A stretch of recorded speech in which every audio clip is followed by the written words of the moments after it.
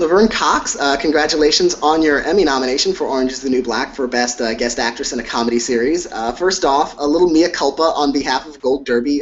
You were on Late Night with Seth Meyers last week, and you were saying how not a lot of us were giving you high hopes for a nomination, though I'm proud to say that I was one of those who was predicting you for a nomination. Was it a complete surprise? I'm sorry? Was it a complete surprise? It was. Honestly, it really was, because I've been a Gold Derby fan for years. So, like, the night before, I was so busy, I was like, let's see what Gold Derby's saying. I think you and one other person predicted that I would win, and then everyone was like, listing Uzo and a bunch of other folks, and I was like, oh, this isn't good. So I went to bed, like, thinking that I wasn't going to get nominated, and so when I woke up and it was like, it was the best thing ever. I honestly have been happier than I've ever been in my entire life, enjoying being an Emmy nominee, and I've struggled just on a personal level and artistically. Certainly, most actors have, and there's been a lot of years of hard work. So this is just such amazing validation of like all of those years of struggle and hard work. To have this work acknowledged on this level is really an intense honor. Thank you to the Academy. Not just you, but it must be great to also be nominated in your category with Uzo Aduba and Natasha Lyonne, and then in other categories, Taylor Schilling and Kate Mulgrew were also nominated. Is it especially satisfying to be nominated along with your co-stars? It really is, because there's something about this kind of moment that only someone who has been through it or is going through it can get and understand. I have to tell you, like, no one was predicting Natasha would be nominated, and when I saw her name, my heart like jumped. It really did. And every time I think about it, because she's been through so much too publicly, and she's so good on the show. Honestly, I wish everybody on our show could be nominated. But that really warmed my heart. Everyone was saying Uzo would be nominated, of course, but when Natasha got the nomination, it meant a lot to me. I love that girl. Now, you're a fan of Gold Derby, so I'm not sure if you've already noticed, but you should be happy to know that Gold Derby users are a fan of you as well. You're nominated for 2 Gold Derby TV awards this year for Comedy Guest Actress and Performance. Say it again. You're nominated twice at the Gold Derby TV Awards for Best Comedy Guest Actress and also Best Breakthrough Performance of the Year. Oh my God! Thank you, Gold Derby, for that. That's really awesome. The funny thing is, I was thinking about when we were shooting this for this first season of the show that we're all nominated for, and I was just happy to be working. I swear, can I tell you, my rent was like, I was on a payment plan with my rent that year. I hadn't had Orange was my first acting job the year. I'd gone like 8 months without working and an acting job, but then I had a restaurant job where it wasn't making much money. My rent was like way past due, and I got an eviction notice earlier that year, and to think like 2 years later I'm nominated for an Emmy. The show is nominated for 12 Emmys, and it's like this cultural phenomenon. It's like God is good. God is really good. I'm really happy. I'm so happy. Yeah, and what a difference a couple of years can make. The right role at the right times. Has Orange is the New Black really just completely changed your life since you were cast? Completely changed my life, and it really was unexpected. I was hoping, I was like a prison show about women in a women's prison. I was like, if anybody, I knew it was brilliant, but I didn't know if anybody would go for it. And I was just happy to have a job, and so my expectations were like, I was hoping that like people would, because there's great scripts in season 1. I was like, hopefully people will see my work and see that I can really act, and I'll get more work from this job. Those were my expectations. And then all of this has happened. It's like, what? It's so awesome. But like, what's cool is that like, I think if it were on a big, now it's a big network, Netflix, but if it would have been on like a network TV when we were shooting, I think I would have felt all this pressure. I felt no pressure. It was just about the work, and it was just about, especially when I got the script for episode 3, I was like, this is the moment that I can show everybody what I've been working for X number of years. I almost said the years.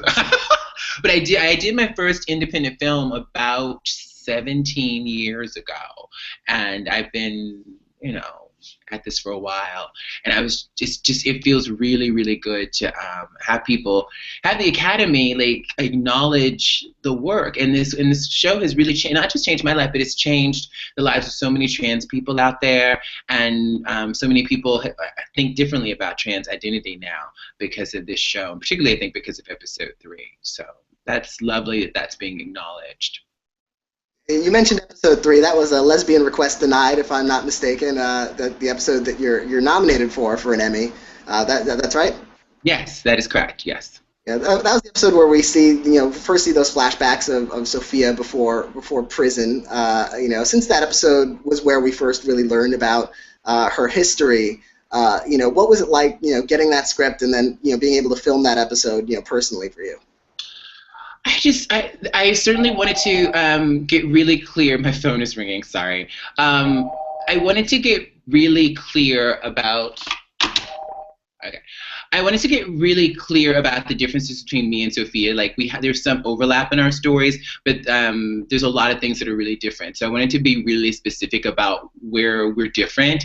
And then there's a lot of stages of her transition that I have the experience with that I wanted to really honor the complexity of that. There was a scene when I'm shoe shopping with my son, Michael, and I'm misgendered in the store. And there's something it's a simple moment, but there's something so deeply painful about that, and then I'm having a conflict with my son at the time.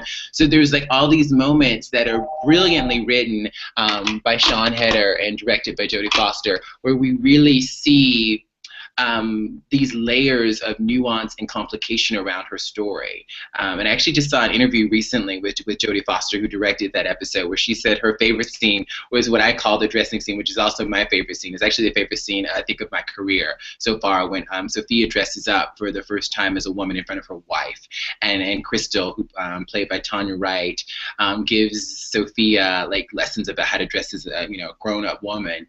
And those moments were so much fun to film, because it was like that's the moment I think we really understand how that Crystal and Sophia really love each other. And there's a moment when Sophia says, "You don't have to stay," when she's sort of giving Crystal permission to leave, and Crystal says, where would I go?" And it's just so complicated and real and beautiful. It was just so much fun to play. I had the time of my life shooting that episode. One of the interesting things about that episode, and those flashbacks of Sophia's past is that, before the transition, she's actually played by your twin brother.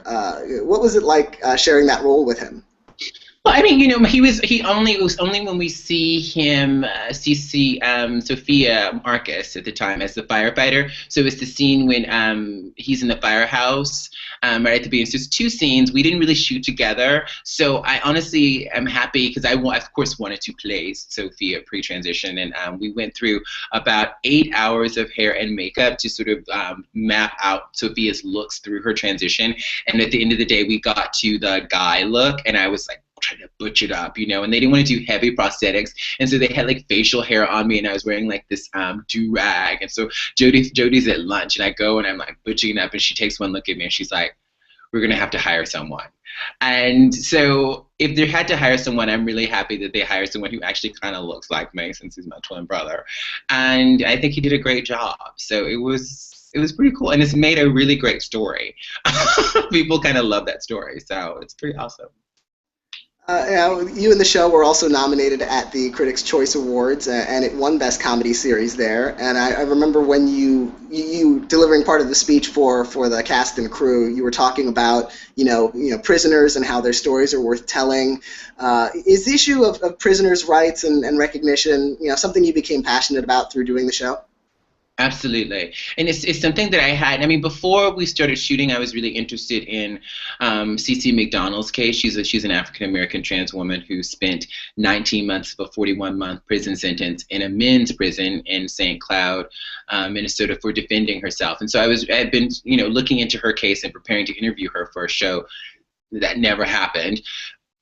excuse me, I've since interviewed her for a documentary that we're working on called Free Cece. So certainly Cece's case and this show have made me much more aware of the issues that face people who are incarcerated and the issues of mass incarceration in general in this country, and how so often people who are incarcerated are dehumanized. There's a story where a warden of a prison, did you hear about this? He wanted to discontinue the use of orange jumpsuits because he said because of Orange is the New Black that prisoners have been humanized and too much, and so the orange creates empathy, so he wanted to go to like back to prison stripes so we can dehumanize prisoners. And I was like,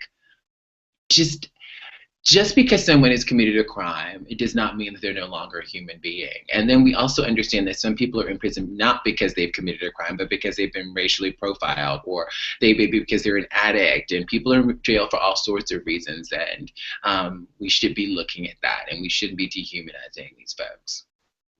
Yeah, the prison system is just something that it seems so easy to neglect, just because sort of by definition these are people we would consider lesser in society because they've committed crimes, or maybe have not and are there wrongly accused, or sentencing is crazy. It does seem like there needs to be a change there. And I want to say, too, that Piper Kerman, who wrote the book that our show is based on, is doing amazing work around raising awareness about mass incarceration and raising awareness about all of these issues. And anyone should check out a talk, check out some of her videos of Piper and some of her writings on the subject. She's brilliant on the subject. Have you gotten a lot of feedback from people who have both inside the transgender community and outside the transgender community who've sort of come to a better understanding, a greater place of empathy, because of Sophia? Absolutely. I read a blog, it was last year. A woman wrote a blog saying that she understands trans people better. It's like she used to not like trans people and had a problem with who trans people were, and because of the show her ideas changed, and she wrote this in a blog. And I've met so many trans people across the country. I did a college tour last school year that I'm continuing in September, where I got to meet amazing young and not so young trans and gender nonconforming people who say that they can have conversations about their identities now with their friends and family, and with their pop cultural reference that's affirming. A woman whose story really touched me in Edmonton, Canada, said that she transitioned because of the show, and that she was able to have a conversation with her wife about transitioning, and they watched the show together, and her wife was really understanding, and she's completed her transition at work. She has a child as well, like Sophia does. She sent me a lovely picture of her and her family, and she's really happy, and it gave her permission to be truthful with who she is. It's the dream of I think for me as an artist, to be able to do work that can really change people's lives and make them see things differently. And it's, I wish I could take credit, but it really started with Gingy Cohen and this amazing script, particularly for episode 3, written by Sean Heder and Jodie Foster directing. I think made a huge difference, Taro. Yeah, one of the most moving things about that storyline is Sophia's wife, and how supportive she is, but how also she's struggling with this situation. In a sense, she's sort of losing her husband, and their relationship is written so sensitively. What was it like playing those scenes with her? It was a funny thing. We before we started shooting the episode, I got to meet with Jodie 3 times, and the third time Tanya came in, and I met her for the first time. And Tanya and I read together for the first time in front of Jodie, and it just clicked. And Tanya was giving me so much, and I was just and Jodie was like, "This is gonna be good." And every single time I get to shoot with Tanya, it is a revelation. She's so brilliant, and there's so much nuance. And I think I'm working on a documentary called Trans Teen that's going to be on MTV this fall that I'm producing.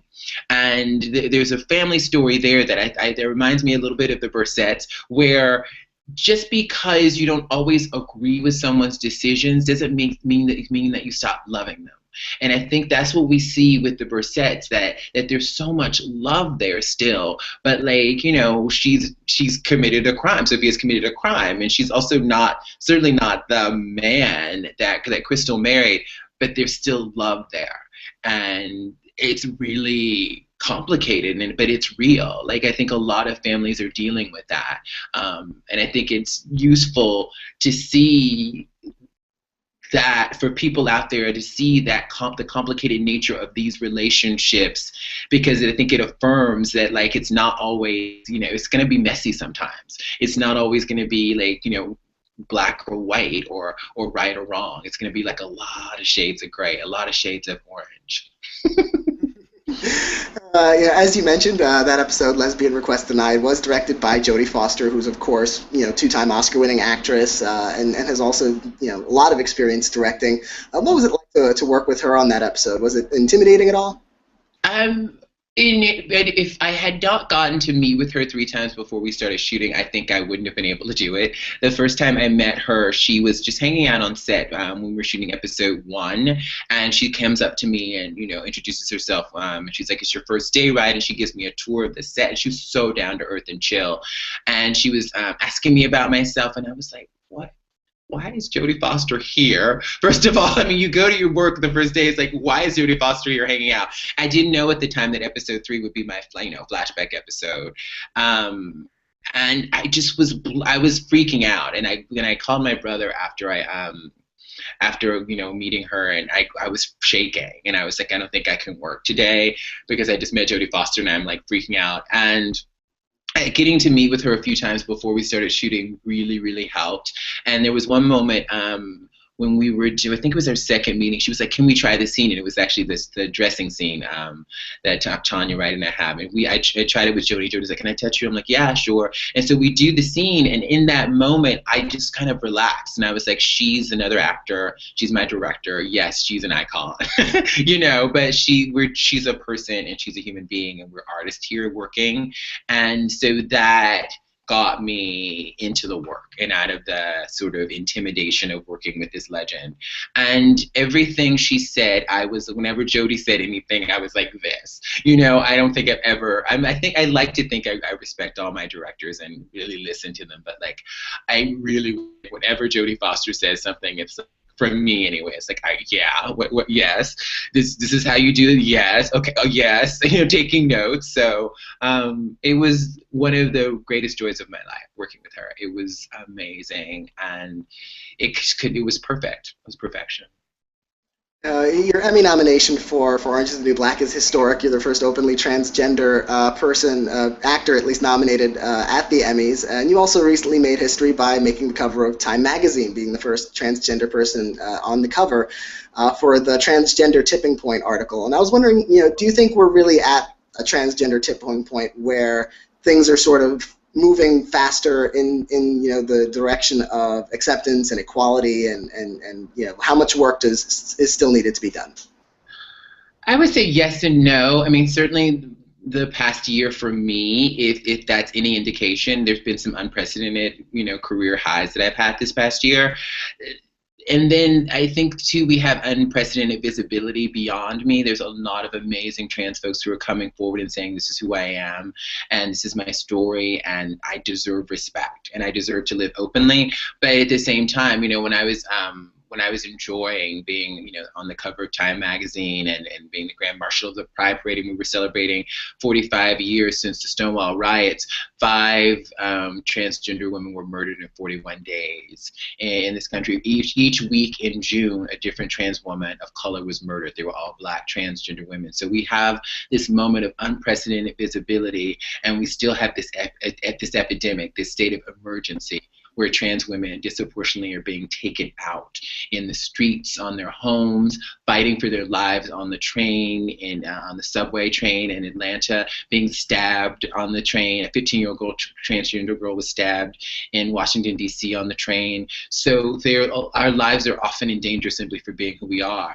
And I think sometimes increased visibility makes it even worse for a lot of folks out there. So I think it's important for us to celebrate these wonderful moments. I certainly am, of visibility and recognition, but also understand that a lot of folks' lives are still in danger. I'm going to be in Phoenix, Arizona tomorrow to do a press conference with Monica Jones, who's a trans woman who was arrested on a charge of manifesting prostitution. There's a law in Phoenix, Arizona called manifesting prostitution, which is basically a profiling law that gives the police the right to profile someone dressed a certain way in a certain neighborhood. If they ask for directions, they can be arrested. Oh, you must be a prostitute if you're asking for directions, and they arrest you. And she was arrested and convicted. She's filing her appeal tomorrow.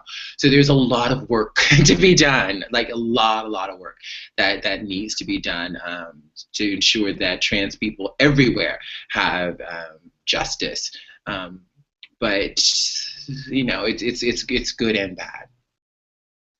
Recently, you were also honored by GLAAD. You received their Stephen F. Kolzak Award for your work, with your activism in promoting equality. And that's gone to some, iconic, LGBT artists like Ian McKellen and Ellen DeGeneres and Chaz Bono. What was it like to receive that honor? It didn't feel real, honestly. It's still, I guess maybe I'm slightly getting used to like being honored in this way, but it just felt like when I get awards like that, particularly, it doesn't feel like it's really about me. It feels like it's about the community that I serve. I'd like to think that I'm serving my community and trying to elevate their voices, Cece McDonald and Monica Jones and Jane Doe, a 16-year-old girl who's being, unfairly detained in Connecticut. So that it's not about me in those moments. It is really about my community, and it is about hopefully beginning and continue dialogue to make change in the world. So that's where I'm at with those sorts of things. You might be accepting another award in a couple of weeks. Comedy guest actress at the Emmys. Do you have a speech prepared, or will you be preparing a speech for that? I need to do that. I need to, just in case, I probably need to think about what I want to say. But I've been feeling like I just, you can't count on winning, and it's like, if that's God's plan, that's great. There's so many people, like, I really would want to thank, and I've done this already. I've thanked them personally, and then I made a statement when I was nominated. My acting mentor, Susan Batson, who believed in me, like, this is over, I was trained with her for 5 years, over a decade ago, and she's this amazing coach who totally changed my life and believed in me and saw something really special in me and implored me to really do the work of being an actor. And she said that you can change the way people think, that this art can do that, but you have to do the work. And so Susan, has been huge for me, and my current acting coach, Brad Calcaterra, who there's so much work I've done with him over the past 3 years around shame, and internalized shame, and just a lot of really intense, very intense, deep work that made this performance possible. And my mom. So there's so many amazing people that I would probably want to thank, who you don't get to a moment like this by yourself. You really don't. There's a lot of people who, my agent Paul, I could cry when I think about Paul. He's like above and beyond. Oh my God, I love Paul so much.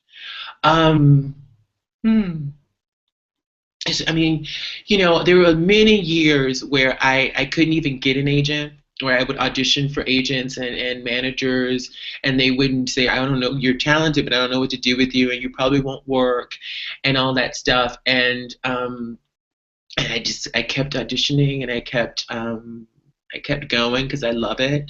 And so it's really neat to, wow, yeah, I'm emotional. It's really neat to have this moment. It's been hard. It's been really, really hard. So it's just nice that there's moments. It's probably gonna be hard again. But it's nice that they had to have a moment where it's like just fantastic and amazing and yeah. Well, I mean, the good news, especially if you win an Emmy for Orange is the New Black, is that statue is like built-in Shiv. It's perfect. It is not only an honor, it is a weapon. Yeah. Yes, indeed. I love it. Yes. Well, I want to wish you the best of luck. Fingers crossed that you'll have to give a speech in a couple of weeks at the Emmys, or else one of your co-stars, who you're nominated against, Uzo Aduba and Natasha Lyonne. And best of luck with everything you're doing. I think it's great work you're doing, and I think it really is making a difference. Thank you. Thank you so much. I appreciate it. Good to see you again. It's great seeing you too. Okay. Bye-bye.